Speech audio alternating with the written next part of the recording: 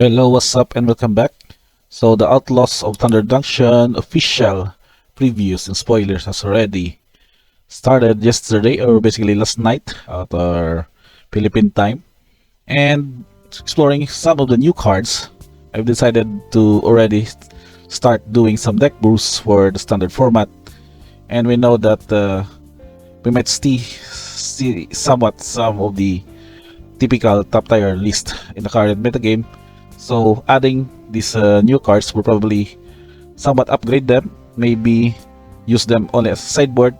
But for this deck tech that we're going to show to you guys, this is a version which I can say that has somewhat evolved to be that of a creature based, or really a creature, more of a creature full of a lineup instead of the typical mid-range that is half creatures and more of the spells added, or utility cards as we can call it.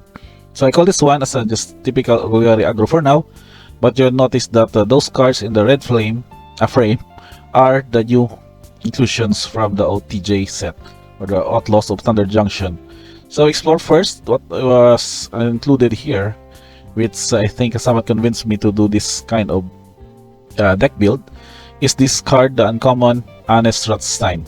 So this Rothstein is a 3 to cast 3/2, but when it enters the battlefield, you can return target creature card from your graveyard to your hand. And the bonus is that you can have your creature spells cast cost 1 less to cast, or 1 less to play, as for the old term. So its only drawback is that he is a legendary creature, but nevertheless, the recursion effect, as he can do, is just very, I think, very useful as kind of a utility. At the same time, gets you to get ahead on your board because of the mana cost reduction effect. So I've decided to just add 4 of it, and we'll see more of this as we go through an actual gameplay later on. And succeeding new spoilers will be released, so this initial deck build is still subject to changes later on. So we've also had these 2 copies of this card that is a Free Strider Lookout.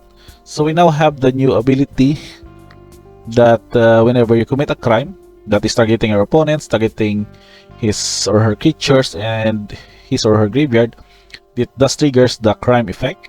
So whenever you do this, you will look at the top 5 cards of the library and then put a land card from among them into the battlefield tap, and then put the rest of the bottom library in random order and only the trigger ones. That might be just the only drawback, but nevertheless, it still gets you the good card advantage. It gets you to ramp to your best spells later on, or you can also choose the land card, which means you can choose a man land from among the top 5 cards that was look.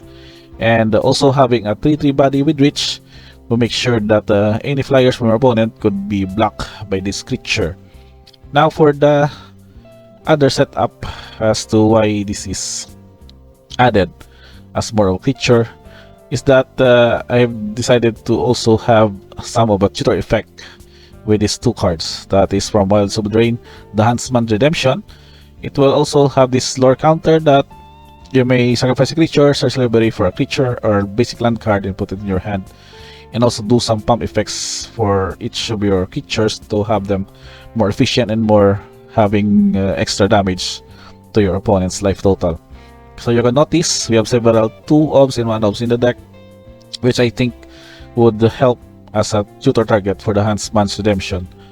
Now for the other card choices here, as we now notice that the new cards reprint, the Blooming Mars is now added also as a good way to have a mana fix for these colors. So we know already that we have already the legal allied colors check lands here, but now we have already the upcoming enemy colors to do the fix. Now let's look at the usual lineup. Since I've somewhat referenced this from the existing deck list, we have the other 4 copies in the deck in the form of Deep Cavern Bot, of course. It's a very good utility to drop, and of course Mosswood Red Knight, which can also use as a threat, as a card draw, and can be recording later on. So with that, we've also added Graveyard Trespasser, since we know that the metagame would still have the Timor Lands lineup, or Timor Lands deck. So we need to find a way to also get rid of the graveyard of the lands. And also this would also trigger your Free Strider Lookout, because of targeting your opponent's graveyard. And we have also a copy of Nightclubber for the Boros Aggro decks for the tokens. The usual lineup for the 3-drop is Preacher of Schism. Much more so if you have already the Anistratstein in play, this would just become a 2-drop for 2-4 and also have the ability to produce these various activations during the attacking step. And also we've added Sentinel of the Nameless City, which can filter out these important map tokens to have your extra card draws from your lands or buff up your creature lineup. So that's 2 copies. We also have 2 copies of Sanguine Feelback. This is more of a creature, but having also the option to destroy an artifact or enchantment is also crucial in some situations. Exiling Graveyard was also important, especially for the lands decks, and also gaining 4 life for the other aggro matchups and also for the mono red. In that, we've also considered Axebane Ferox. This is the buy a box or the bundle version. So this will also get you to attack right away with the Death Touch Haste, and the ward Collect Evidence 4 might be very troublesome for some matchups as they would find a way to collect or exile the graveyard. Much more if you are doing this kind of effects that exile the graveyard, you can also in a way protect your Axebane Ferox from any spot removals. And also considered Shoulder Apocalypse, of course, because of the shenanigans of Cardo effects will be punished by this card. And I've also added 1 Skyfisher Spider, which can also get you to destroy non-land permanents if needed. So this would again another tutor target for the Huntsman Redemption. And also a bonus is that when it dies, you may gain 1 life for each creature card in graveyard, and also get you a bonus to have a gain life effect in the main deck. And of course, the 5-drop here would be the Aclasot's Deepest Betrayal, which can become a very good threat flyer with lifelink also, and also makes your opponents discard cards. And later on, if it dies, it can return as a Temple of the Dead, and then you can just pay 3 to transform it back as this one, as Aclasot's Deepest Betrayal. And again, for the Huntsman's Redemption, also having a 3-3 for 3 would be a good deal aside from the tutor effect.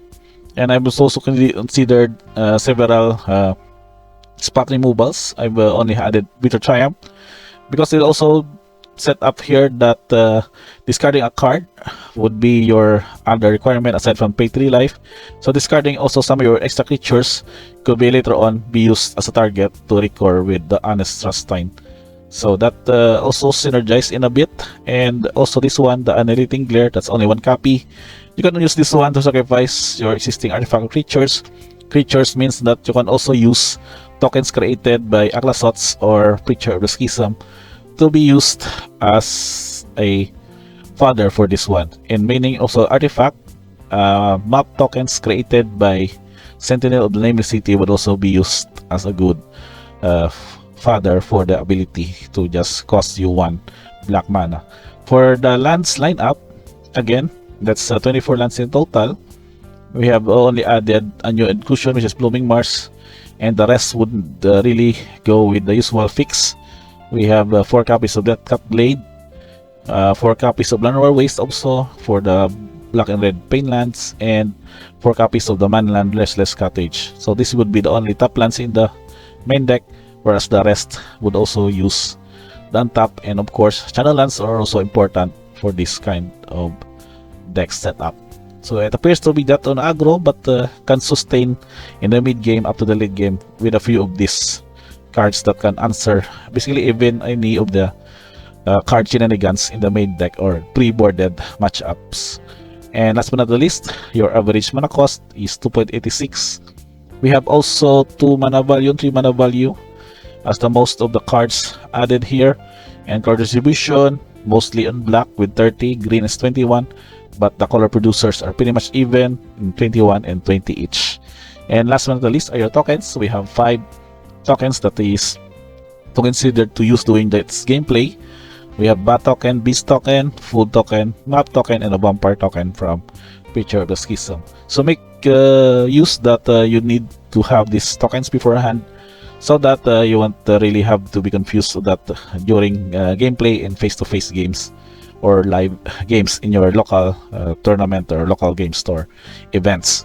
So I think that's pretty much it for this deck tech for Outlaws of Thunder Junction Standard. We make sure that we can still have more of these videos, so stay tuned for that and do click notifications bell so that we can be the first to be notified as a new deck upload or deck tech video upload is added. So I guess that's pretty much it, guys. Thank you for watching and see you guys on the next video.